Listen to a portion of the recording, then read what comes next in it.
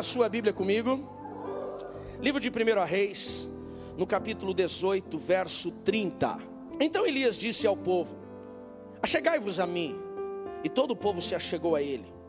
Então Elias restaurou o altar do Senhor que estava quebrado. Eu quero salientar esta parte. Então Elias restaurou o altar do Senhor que estava quebrado. Verso 31. E Elias então tomou 12 pedras, conforme o número das tribos dos filhos de Jacó, ao qual veio a palavra do Senhor, dizendo: Israel será teu nome. E com aquelas pedras edificou um altar em nome do Senhor. Depois fez uma valeta ao redor do altar, segundo a largura de 2 medidas de semente. Armou a lenha, dividiu o bezerro em pedaços, pôs a lenha sobre o altar e disse: encham de água 4 cântaros e derramem sobre o animal e sobre a lenha. E disse isso: façam novamente pela segunda vez, e fizeram. E disse ainda: façam a terceira vez, e fizeram a terceira vez. De maneira que a água começou a correr ao redor do altar até aquela valeta. Até ao redor daquela valeta que se encheu de água. Verso 36. Sucedeu que no momento de ser oferecido o sacrifício da tarde, o profeta Elias se aproximou e disse: ó Senhor Deus de Abraão, de Isaque e de Israel, manifeste-se hoje que tu és o Deus em Israel e que eu sou o teu servo, e conforme a tua palavra fiz todas essas coisas. Responde-me, Senhor. E o Senhor respondeu: responde-me para que este povo conheça que tu és o Senhor Deus e que tu fizeste voltar o seu coração.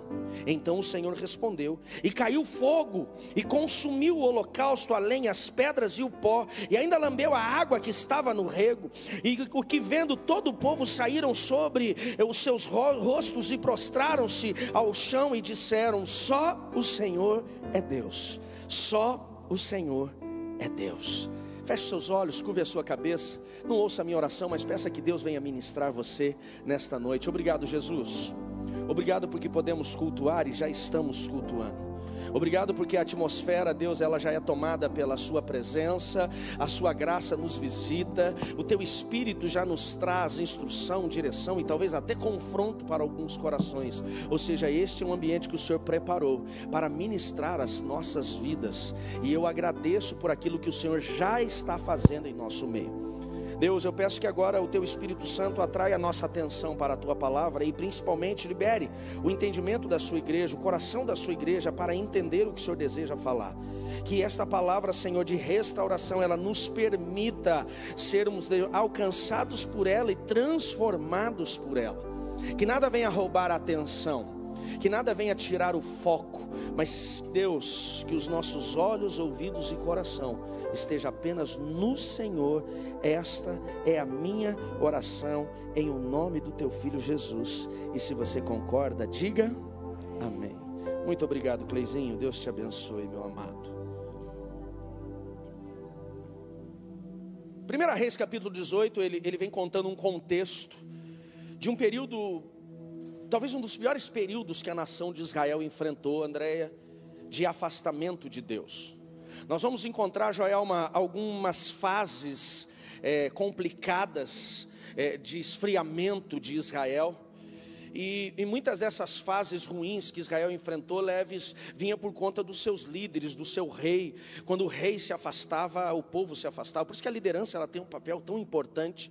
A Bíblia diz lá no livro de Juízes, no último capítulo, porque não existia líder em Israel, cada um fazia o que queria e eles se perderam. E essa é a verdade. Quando um líder numa empresa, quando um líder numa igreja, quando um líder numa família, ele se perde, todo mundo se perde. É impressionante isso. E aqui nós vemos esse ciclo de afastamento por conta do líder que era Acabe. Acabe, um homem fraco, um rei fraco, que herda o reino do seu pai. Seu pai tem um tempo de liderança, de prosperidade, entrega para ele um reino em plena prosperidade. E Acabe, ele era muito mimado, ele era muito fraco nas suas convicções, dominado. Ele era um homem passivo demais dentro do processo. E mesmo ele liderando a nação de Israel, que Deus sempre deixou claro que ele daria proteção para Israel, que ele seria, né, o general das tropas de Israel. Ele sempre dizia, né, Deus fala muito isso, né, como general, como aquele que vai à frente, como aquele que vence as batalhas. Acabe ele acabou não confiando em Deus. E ele decide, com medo de ser atacado pelos inimigos próximos, ele decide fazer alianças. Sandro, um dos reinos que estava em pleno crescimento bélico e de poder, que estava próximo, e um reino pagão, era Tiro. E quando Acabe vê que o rei de Tiro, Etibal, ele estava crescendo e ele estava fortalecendo os seus exércitos, Acabe, por conta da sua própria fraqueza e da sua falta de confiança no Senhor, ele decide fazer uma aliança com este rei pagão, inclusive vindo contra tudo aquilo que Deus sempre falou, que eles não deveriam se aliançar com os outros povos por conta do jugo desigual. Acabe então oferece para Etibal para se casar com a sua filha. A filha de Etibal, o nome dela é Jezabel, uma mulher forte na sua personalidade. Não era apenas uma princesa do reino pagão e de alguma forma contrário aos princípios de Deus, mas ela também era uma sacerdotisa de Baal. Quem era Baal? Baal, ele era conhecido pelos povos pagãos como o deus da fertilidade. Junto dele tinha Azerá, que era uma deusa na sua imagem, né, de escultura, uma mulher com vários seios, que também era conhecida junto com Baal pela fertilidade. E acreditava-se que Baal, ele que conduzia o clima, ele que liberava as chuvas para que a terra desse seus frutos. E aquela terra não era como Curitiba, que até em janeiro faz frio e chove. Aquela terra era uma terra seca em qualquer período do ano. E quando Acabe faz esta aliança com Etibal e se casa com a sua filha, esta princesa sacerdotisa de Baal, ela vem morar no território de Israel, no palácio junto com Acabe. E ela, vendo o seu marido, um homem fraco de personalidade, ela começa a dominar. E uma das coisas, Márcio e Maria, que bom vê-los aqui, saudade de vocês. Uma das coisas que ela começa a fazer é convencer o povo de Israel a deixarem de cultuar a Deus Yahvé e se renderem, Samuel, a Baal. Ela começa a profanar toda a crença, toda a cultura judaica, afastando esse povo totalmente, tirando este povo totalmente daquilo que eles deveriam fazer. É claro que a crença deles, é claro que a expectativa deles em Deus, ela já tinha enfraquecido muito com o tempo, mas essa mulher, quando ela chega, ela vem literalmente usada pelo mal para desviar o povo, e o povo se desvia, ao nível de permitirem que Acabe e Jezabel construíssem um templo para Baal nos territórios de Israel. Colocassem postes ídolos dos montes de Israel, nas colinas, algo que Deus deixou muito bem claro, desde o livro de Deuteronômio, que eles não deveriam adorar deuses pagãos, e quando fizessem, eles seriam destruídos pela consequência das suas próprias escolhas. E esse povo se afastou, de tal forma, que Deus levanta um profeta, esse que nós lemos aqui, chamado Elias. E Elias, ele vai até o palácio de Acabe e Jezabel, pede uma audiência com o rei. E quando ele entra, ele aponta o dedo na cara de Acabe e diz assim: você se afastou de Deus, e você afastou todo o povo de Deus da presença dele. O que vocês estão vivendo não é castigo de Deus. Não estou agora parafraseando ele, mas eles estavam vivendo um tempo de escassez, que já começavam a ser visitados pela escassez e pela seca. E Elias, ele deixa bem claro que aquele tempo que eles estavam vivendo não era um castigo de Deus, até porque Deus não castiga, era uma consequência dos seus erros. Quando Deus trata, Ele trata com amor. A correção de Deus é por amor, amém, queridos? A Bíblia diz: Deus corrige. Vocês entenderam? Deus corrige o filho que Ele ama. Não é castigo. Quem castiga é a consequência do afastamento. E Elias, ele confronta dizendo assim, para vocês saberem, que não é Baal Deus que comanda as chuvas, para que vocês saibam que Deus, Yahvé, é Ele que tem o poder de todas as coisas. Não choverá nesta terra segundo a minha palavra. Ou seja, se eu não voltar aqui e declarar chuva, não vai haver chuva. Ou seja, ele dá um decreto para que aquele povo entenda e conheça de fato o poder de Deus. A Bíblia diz, Guilherme, que ele sai daquele palácio e ele se torna o cara mais procurado de todo o território de Israel a partir daquele momento. Deus leva a Elias se esconder, ou pelo menos se afastar, lá no riacho de Querite. Lá o Senhor o sustenta com comida levada pelos corvos. E Jezabel e Acabe, se tivessem a Interpol naquela época, colocariam a foto de Elias no cartaz da Interpol, o mais procurado. Depois dali do Querite, onde ele estava esperando a direção de Deus, o Senhor o manda para uma cidade para ser sustentado por uma viúva, uma cidade chamada Serepta. E a Bíblia diz que durante 3 anos e meio a terra secou de tal forma que nem pasto para os animais tinha. O orvalho não vinha do céu. E eles entram em um tempo de miséria, eles entram em um tempo de seca, um tempo de escassez, de uma forma que eles estavam desesperados pela ausência de água. E Deus sustentando Elias naquele tempo. Pastor, qual que é o propósito? Eu fiz um resumo da história. Qual que é o propósito da mensagem de hoje? Exatamente o que está no altar. Está no painel, perdão. A restauração do altar. Tudo que eles estavam vivendo, Kevin, tudo. Toda a perda, toda a dor, todo o fracasso que eles estavam vivendo. Não era um castigo de Deus, mas era consequência do afastamento deles. Acabe, ele profana o templo do Senhor, ele libera, ele dispensa os sacerdotes e levitas do seu culto. Já não havia mais culto em Israel. O altar que era o altar do sacrifício, ele está no chão. E durante esse período, aqui pelo menos 3 anos e meio de seca, não houve culto a Deus. Os sacerdotes eram perseguidos e mortos, muitos deles mortos pelas mãos de Jezabel e do exército de Acabe. E quanto mais eles perseguiam, quanto mais eles se afastavam de Deus, mais o altar estava no chão e mais miséria eles estavam vivendo. Entenda comigo que a colheita, ela não definia apenas o que vinha para a mesa deles. A colheita definia o que eles comiam, a colheita definia o que eles vestiam, porque as roupas também vinham, né, daquilo que vinha da terra, por exemplo, o algodão. A colheita definia a força dos animais para arar a terra. A colheita, ela definia a chuva, a água, ela definia o pasto para que os animais pudessem continuar de pé e alimentá-los. A ausência de chuva faz com que os cavalos eles morressem, ou seja, eles começam a ficar vulneráveis em suas batalhas, ou seja, tudo que a chuva ela comandava, ela conduzia, começou a ter falta para eles. E qual era a consequência disso, Samir? Ou qual era o gatilho disso, melhor dizendo? O afastamento deles de Deus. O altar deles que estava no chão. 3 anos e meio de seca. 3 anos e meio de fome, 3 anos e meio de miséria. Então depois que isso tudo acontece, Deus fala para Elias: volta que está na hora de eu tratar este povo. Elias retorna, manda informar a Acabe que ele está de volta e que ele queria conversar com Acabe e com todos os profetas de Baal, que eram 450, e que ele reunisse toda a nação de Israel que ele pudesse. O povo já tinha uma informação, Josmar, que Elias era um agitador, que a seca era por causa dele, que era ele que estava fazendo o povo viver miséria. Então alguns queriam encontrar Elias até para tirar algumas contas com ele, outros queriam encontrar Elias para perguntar o motivo daquilo, outros queriam encontrar Elias só para saber de fato se ele era tão poderoso. E as escrituras dizem no capítulo 18 de 1 Reis, no início, que todo o povo veio.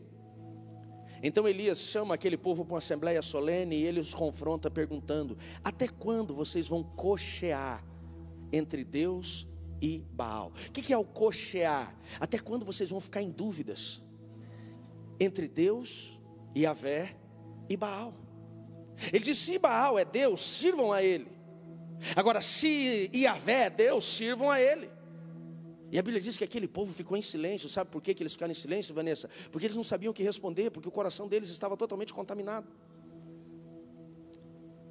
Elias, entendendo que não haveria resposta, ele faz um desafio para Acabe, os profetas de Baal, e para toda a nação. Ele diz: para que nós saibamos quem de fato é Deus e quem de fato tem poder, ele diz: tragam 2 sacrifícios, 2 bezerros.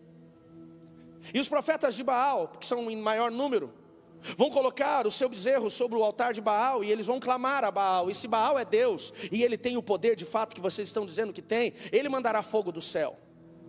E depois dos profetas de Baal, eu irei colocar o bezerro no altar do Senhor. E se ele é Deus, ele mandará fogo do céu. E vocês então saberão que Yahvé é Deus.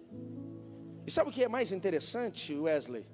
É que quando ele faz esse desafio, o povo não diz, não precisa fazer isso não, a gente já sabe quem é Deus. Um olha para o outro e diz assim, boa ideia. O povo de Deus já não acreditava mais em Deus. E a Bíblia diz que assim fizeram.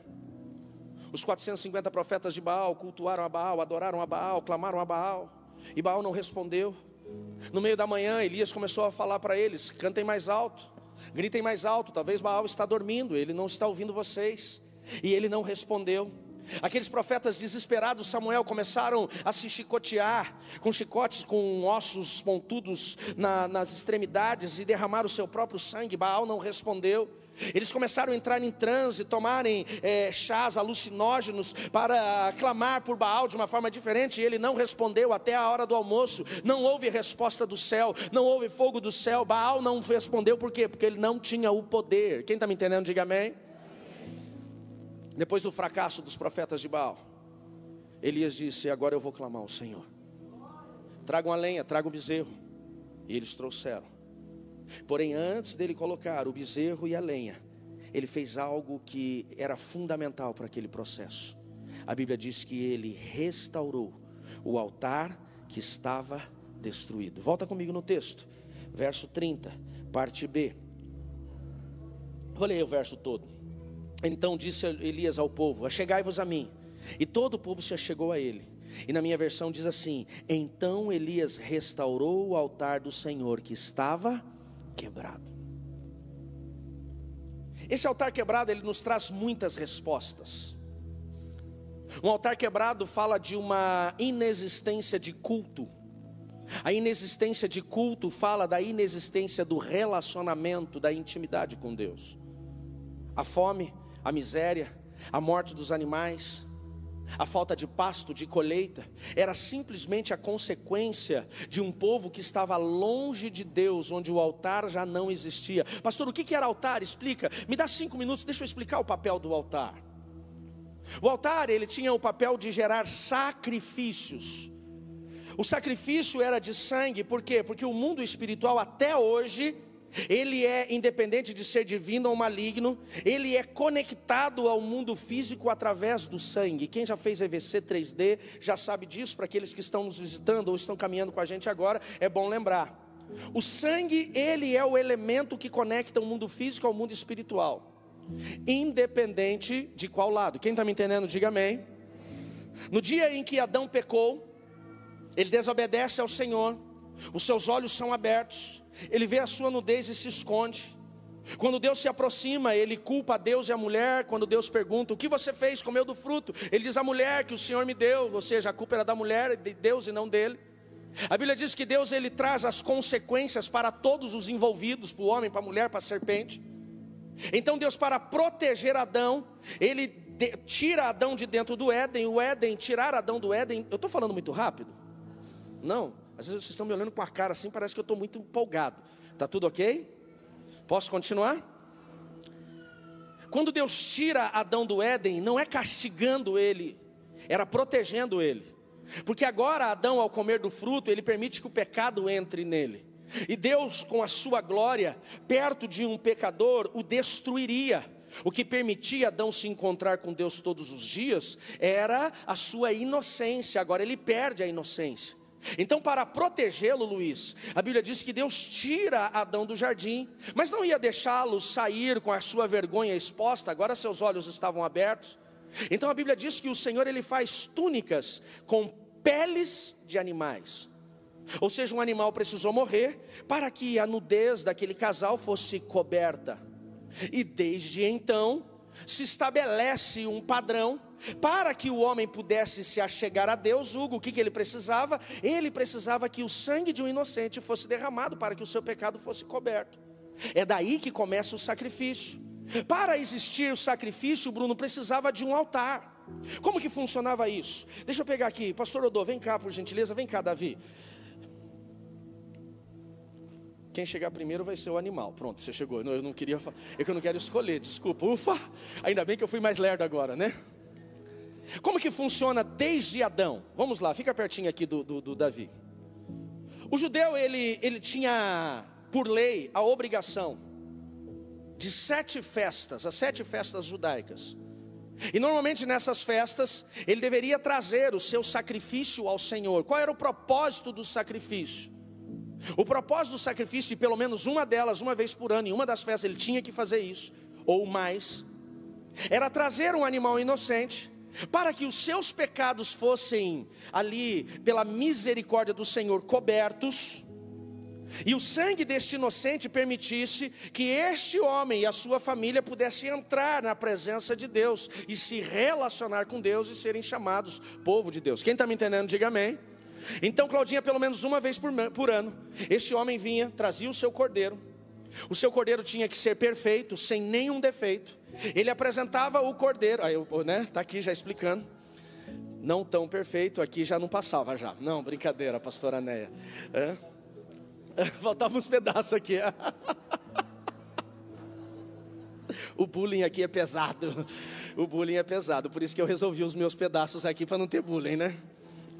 Então trazia-se o sacerdote, o sumo sacerdote avaliava. Ele via que esse cordeiro tinha a possibilidade do sacrifício.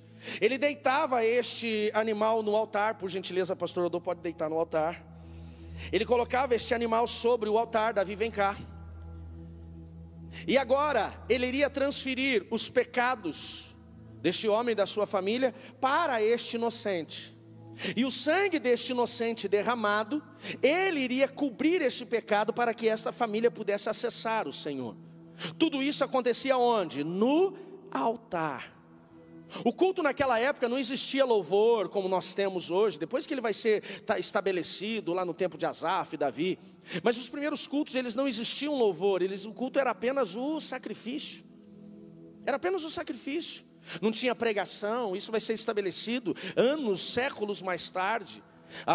O ler a Torá, ele vem com o tempo, lá do tempo de Esdras, que isso começa a ficar inclusive mais eficiente, mais presente.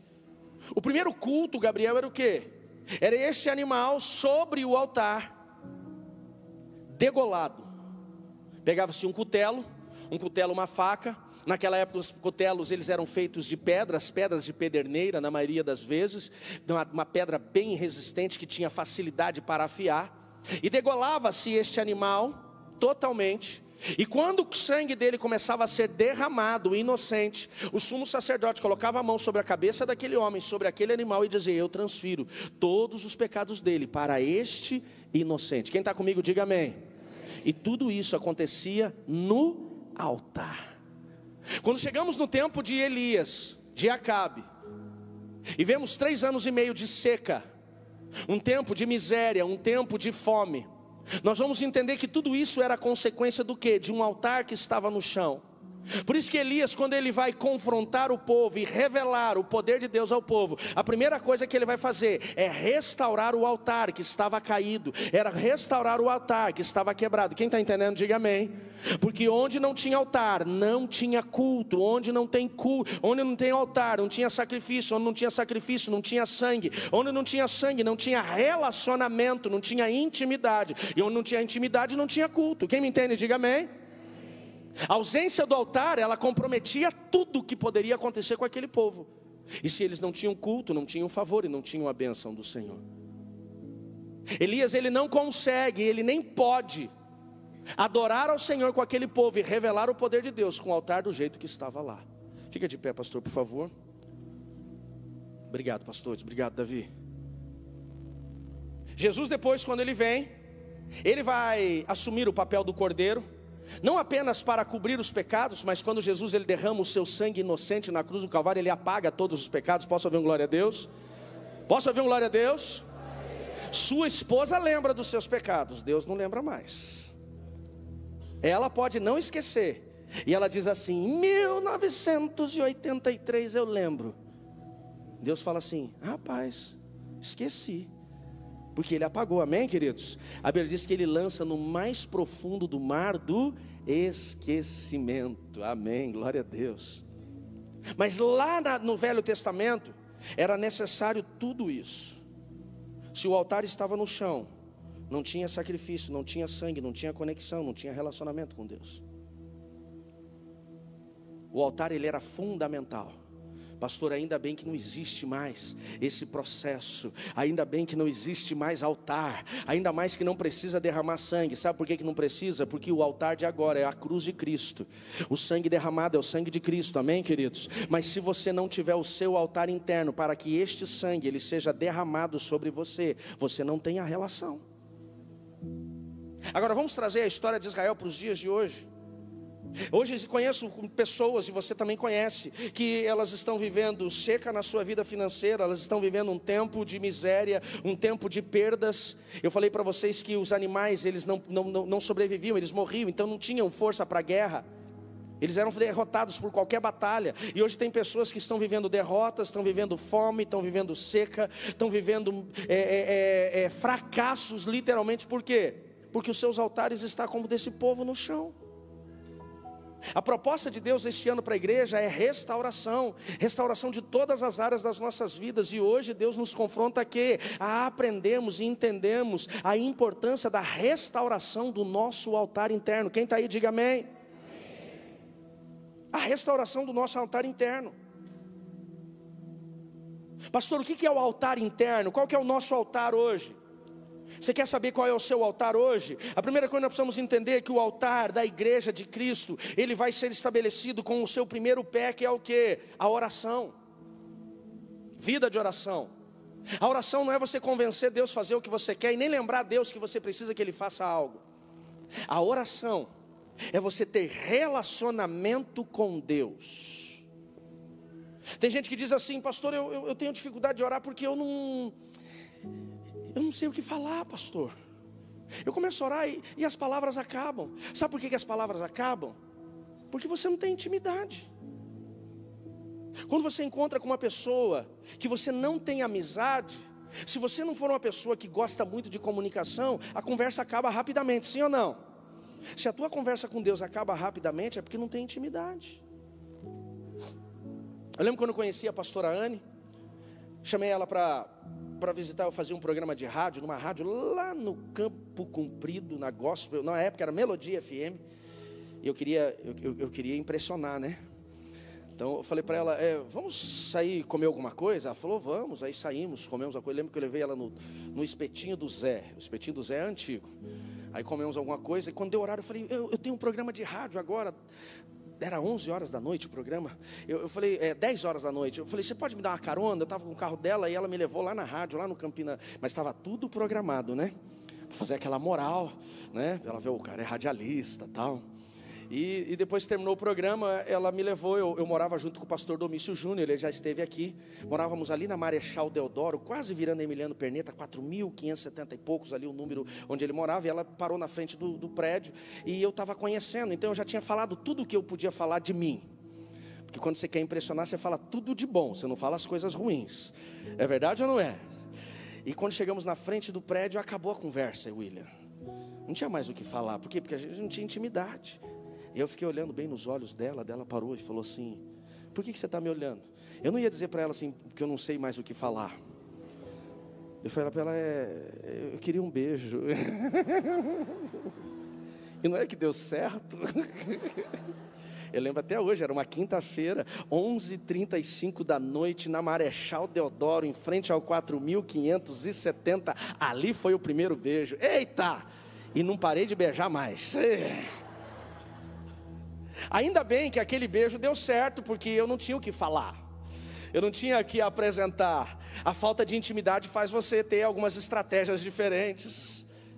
Agora tem muita gente que está tentando fazer isso com Deus. Não adianta você querer viver a chuva de bênçãos de Deus se você está com o seu altar de oração no chão.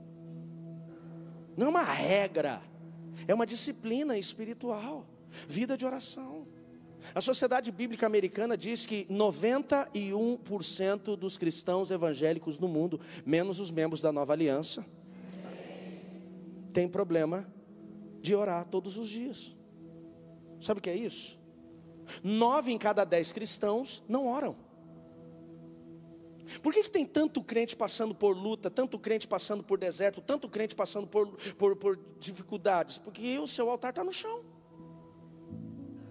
Infelizmente. Segundo pé desse altar, se a gente fosse colocar, né, de uma forma como uma mesa, o segundo pé deste altar é o quê? A meditação na palavra do Senhor. Deus diz para Josué: medita nessa palavra dia e noite. O salmista diz no Salmo 1, medita nessa palavra dia e noite. Você vai encontrar o Velho Testamento várias passagens dizendo a mesma coisa. A importância, Samuel, do quê? De uma vida de meditação. Por que ler a Bíblia ela é importante? Ler a Bíblia é importante porque quando você lê a Bíblia, Deus fala com você. Sabe por que tem muito crente que ele tem uma necessidade, um desespero atrás de profeta e de profecia, e acaba caindo nos golpes dos profetas do Pix, das revelações do Facebook? Porque ele não lê a Bíblia. Eu não sou contra a revelação, não sou contra a palavra profética, pelo contrário, eu amo o ministério profético. Eu sou contra os charlatões e os falsos profetas que se levantam. Agora, por que existe falso profeta? Porque tem gente tola que cai nessa conversa. Se você quer ouvir a voz de Deus, leia a Bíblia todo dia e Deus vai falar com você. Quem está entendendo, diga amém. Essa semana eu buscava Deus, uma palavra de Deus para um ministério que estamos reestruturando. E eu falei: Deus, eu preciso do seu coração sobre esse ministério. Eu não tomo decisão nenhuma na minha vida e nem na vida da igreja sem buscar o coração de Deus. Eu falei: me dá o seu coração sobre esse ministério. Gente, foi um negócio impressionante. Falei: Deus, cala a voz do meu eu, das minhas emoções, cala as vozes externas, do inferno, dos enganos, das circunstâncias. Fala comigo, me dá discernimento. Quando Deus me deu a palavra, gente, era exata, não, é um negócio assim, impressionante. Era exatamente a palavra, o assunto, o tema e o ministério que eu estava falando. Mais claro que isso, era só Deus descer do céu, dar um pedalo e falar: te falei. Quando você vai para Deus, Ele fala, amém, queridos? Ah, pastor, mas eu faço esses ouvir aí, Deus, eu peço para calar a alma, o estéreo, e eu vou lá para a palavra e não fala nada. Sabe por que não fala nada? Porque você nunca fala com Ele. E aí quando você vai falar, você não entende a voz dele. Quem conhece a voz do esposo ou da esposa de longe? Quem conhece? O que é isso? Intimidade. Se você não está ouvindo Deus, talvez está faltando intimidade. Deus fala todos os dias. Posso ouvir um glória a Deus por isso? Terceiro pé deste altar: louvor e adoração. Louvor e adoração não é só o que se faz aqui no altar, o que se faz aí na cadeira. Faz parte, mas o louvor e adoração é o que nós vivemos. A nossa vida precisa ser uma vida que adore ao Senhor. O que você faz no seu trabalho, quando é bem feito, adora ao Senhor. O que é mal feito, não adora. Quem está me entendendo, diga amém. Quando você trata a sua esposa, seus filhos bem, você louva ao Senhor. Quando você é injusto, você não está louvando ao Senhor. Nós temos dificuldade, gente, até para cultuar no ambiente. Tem gente que vem para a igreja e ele chega atrasado porque ele fala assim: eu não gosto muito da música, não tem louvor. O culto é para Deus, amém, queridos? E o louvor faz parte. O nosso altar, ele é estabelecido através da adoração. Quando se colocava o animal sobre aquele altar, era exatamente para expressar a sua adoração. Hoje as pessoas estão se esfriando exatamente porque o altar está no chão. E quando o altar está no chão, não tem chuva de bênção. Quando o altar está no chão, tem miséria, tem fracasso, tem derrota, tem fraqueza. Então nós perguntamos: por que as coisas não acontecem? Por que Deus não fala? Porque não tem altar. E eu falo isso com muito amor e carinho para vocês. Meu objetivo não é apontar o dedo e dizer para você que você está errado, é dizer assim: vamos estabelecer um altar. Posso ouvir um amém, igreja? O quarto pé é o próprio culto a Deus. Tem gente, Chua, que ele só vem para o culto quando ele precisa de alguma coisa. Ou é culto de ceia, para não ir para o inferno ainda. Culto, amados, não é uma coisa que você faz a Deus, ou que você participa porque alguém te obrigou, porque você tem medo de ir para o inferno, ou porque você tem uma necessidade. Culto expressa o coração do adorador. Então estar à casa do Senhor, todas as semanas, tem gente que fala assim: eu não vou para a igreja porque Deus não precisa disso. Ei, o culto não é para você, é para Deus. É você entregar algo a Deus. O culto você não vem para receber, você vem para oferecer. O seu louvor, a sua adoração, o seu culto, a sua oferta, o seu sacrifício, amém, queridos? É isso. Se eu não tenho uma vida de oração, se eu não tenho uma vida de meditação, se a minha vida de louvor é uma vida complicada, e onde eu vou, ao invés de louvar, eu afasto as pessoas de Deus. Se o meu culto é só pela necessidade, o altar está no chão, e se o altar está no chão, é seca, é miséria, é fraqueza. Este ano é o ano da restauração. Vamos ver o que está no chão e vamos restaurar. E depois de tudo isso, nós ainda temos um quinto elemento que estabelece o nosso altar, que é o jejum. Qual é o papel do jejum? Depois que o sacrifício era feito, o sangue era derramado, aquele altar era limpo para o próximo sacrifício. Para ser limpo, algo era derramado para a purificação e limpeza daquele altar. O jejum, ele tem este papel, porque às vezes nós estamos afastados, às vezes nosso relacionamento com Deus, ele está comprometido, e quando você jejua, você se aproxima de Deus. Aí nós somos uma igreja que não ora, que não lê a Bíblia, que não vai para o culto, que não adora e não jejua. O que vai acontecer? Quando eu digo nós somos no geral, não adianta nós começarmos a achar desculpas. Porque aqui eu não sei o que acontece, essa igreja, não sei qual é o problema, essa daqui. Ei, não depende do ambiente, se o meu coração está comprometido. Elias estava num ambiente totalmente corrompido e comprometido. Um povo que estava totalmente afastado de Deus. Um rei que trouxe os 450 profetas de Baal, um deus pagão, totalmente profano à realidade de Deus. Ele sozinho restabeleceu o altar. O teu altar não depende das pessoas, o teu altar depende de você. Quem está me entendendo, diga amém. É assim que ele começou a trabalhar. Porém, quando nós falamos de altares que estão no chão, nós precisamos entender o que destrói altares. O que destruiu aquele altar de Israel? E a destruição daquele altar trouxe tantas consequências: fome, miséria, seca, fraqueza, derrotas. Rafael, o que destruiu?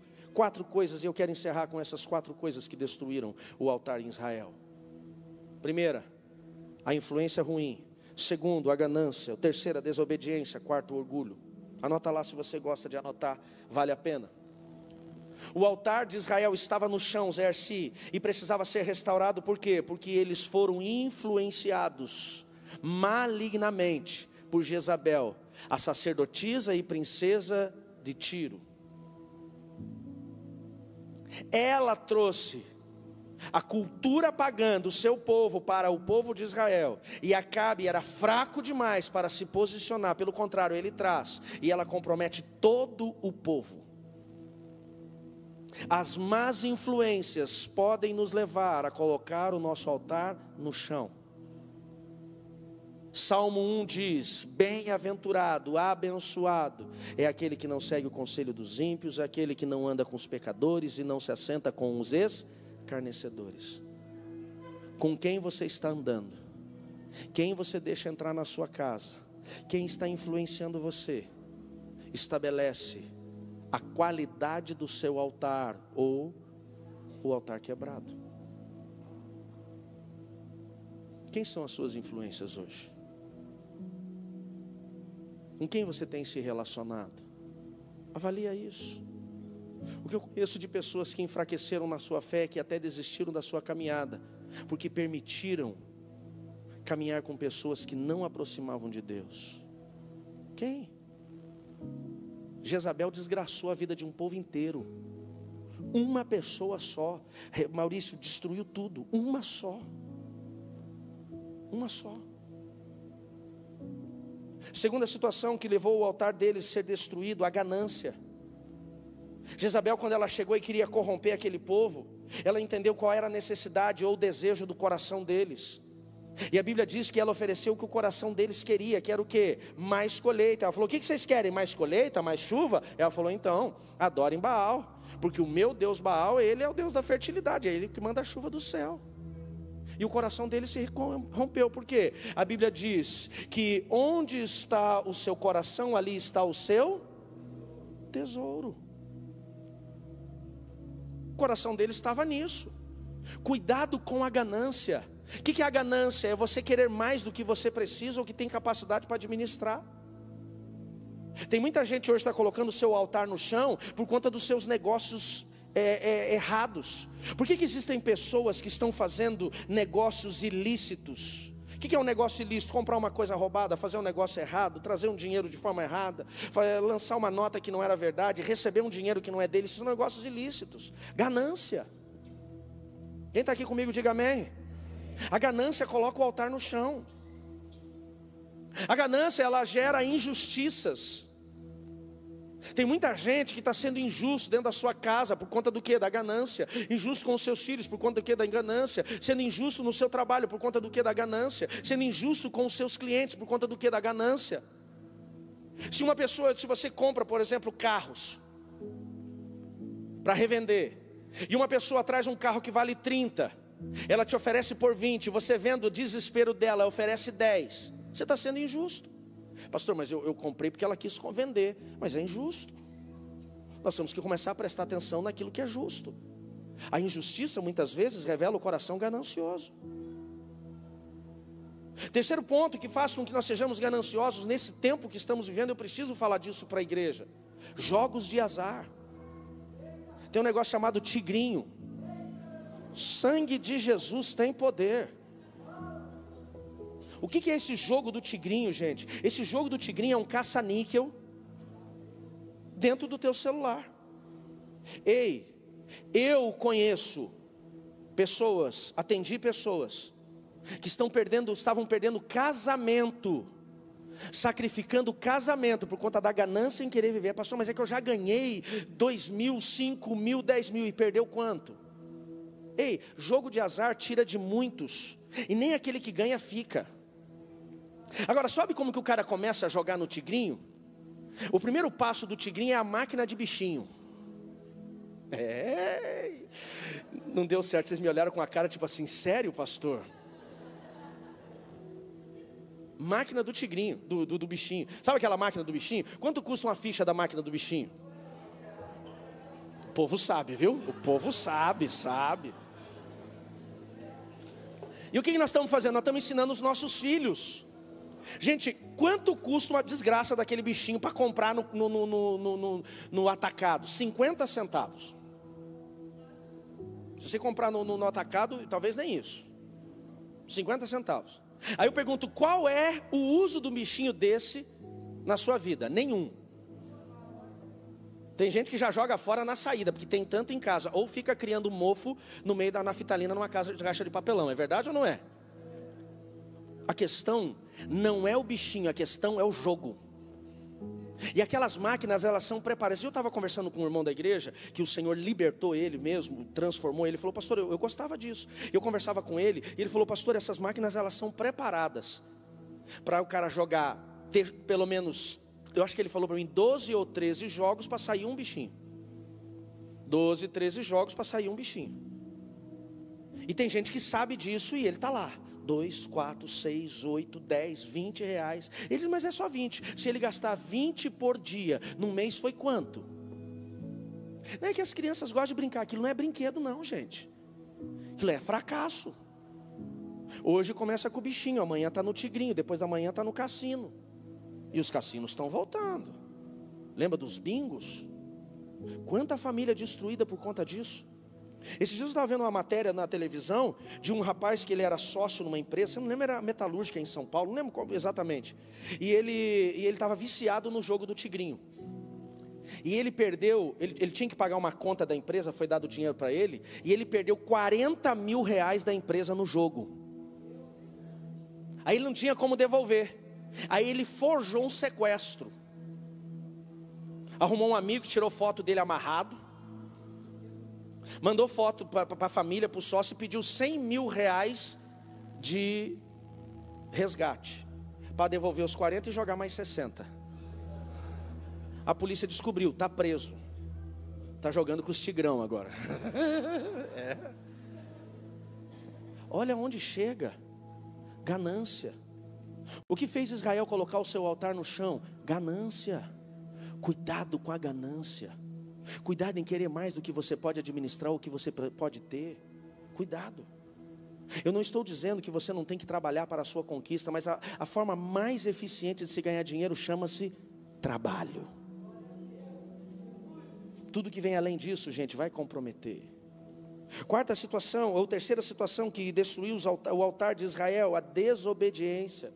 3 anos e meio antes, quando Deus levou Elias até Acabe, o objetivo de Elias era confrontar confrontar Acabe e Luan para dizer assim: para, pelo amor de mim, para com isso, olha para onde você está levando o meu povo, olha para onde vocês estão indo. E o que Acabe fez? Perseguiu Elias, não encontrando Elias, perseguiu os profetas do Senhor, matou, eliminou o culto, profanou o templo e se afastaram totalmente dos princípios. Sabe por que tem muita gente que hoje infelizmente está vivendo miséria, seca, perda, fracasso? Por quê? Porque o seu altar está no chão. E o que destruiu o seu altar? Sua desobediência. Desobediência aos princípios no seu casamento, desobediência aos princípios na vida financeira, desobediência no princípio na sua vida em relação com Deus. Desobediência, eles desobedeceram, fracassaram, passaram vergonha, foram humilhados. Quarta situação que gerou a destruição daquele altar, o orgulho daquele povo em se voltar a Deus. Arrogância, a Bíblia diz que a arrogância ela precede a queda, que Deus ele não suporta o soberbo, não suporta. E tudo isso fez com que aquele povo tivesse o seu altar no chão. Eu não estou aqui, como eu falei, para apontar o dedo para você e dizer onde você está errando, mas eu estou aqui para dizer para você, igreja, pelo amor do Senhor, vamos avaliar os nossos altares, e se os nossos altares estiverem comprometidos, está na hora de levantá-los. Coloque-se de pé, por favor.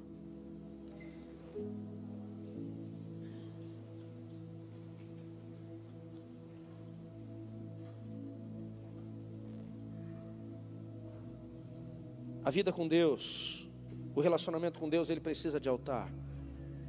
Onde não tem altar, não tem sacrifício. Onde não tem sacrifício, não tem conexão. Onde não tem conexão, não tem intimidade.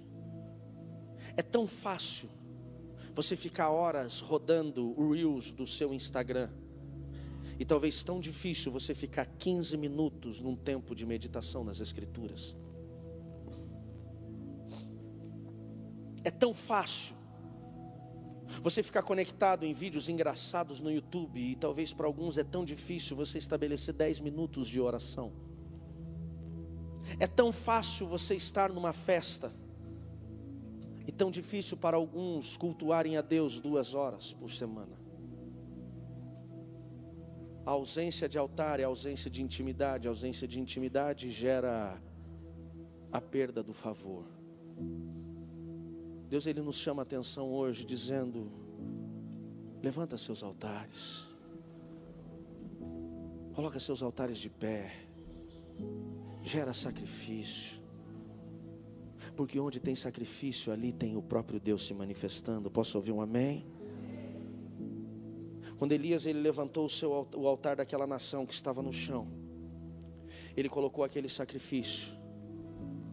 3 coisas aconteceram. Quando Elias clamou ao Senhor, a Bíblia diz que Deus respondeu com fogo do céu. Diga assim comigo: Deus trouxe o seu poder para a terra. Quando tem altar, tem poder de Deus. Amém, queridos? Segunda situação, quando o altar foi restaurado, houve arrependimento. Quando o fogo desceu do céu, o povo de Israel viu que Baal não respondeu, mas Deus respondeu. A Bíblia diz que toda a nação se jogou no chão, colocou o seu rosto no chão e começaram a gritar: só o Senhor é Deus, só o Senhor é Deus. E eles começaram a viver um processo de quebrantamento. Quando o altar está de pé, o coração está no chão. Você entende isso? O altar de pé, coração no chão. O altar no chão, coração de pé. Coração de pé é altivo. Onde tem altivez, soberba, ali Deus não manifesta. Aquele povo quebrantou. Eles se posicionaram, eliminaram todos os profetas de Baal. Porque quando tem altar de pé e tem arrependimento, o que não presta vai sair. Amém, queridos? Terceiro resultado que o altar restaurado ele gerou. A Bíblia diz que depois de tudo isso aconteceu, Elias subiu ao monte, lá no Carmelo, e ele começou a clamar. É o Carmelo? Acho que não é o Carmelo não. Ele subiu ao monte. O Carmelo ele vai depois. ele subiu ao monte. E quando ele chega ao monte, ele começa a clamar para que Deus mande exatamente o que o povo precisava: chuva, água. 3 anos e meio de seca.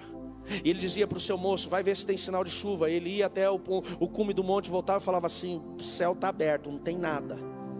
E ele continuava clamando: volta. E o seu servo foi várias vezes, 7 vezes. Na 7ª vez ele volta e diz assim: não tem sinal de chuva, mas eu vejo uma nuvem do tamanho da mão de um homem. Lorival, o profeta, olha para aquele moço e diz assim: desce e fala para o rei Acabe: vai para casa, porque vem água.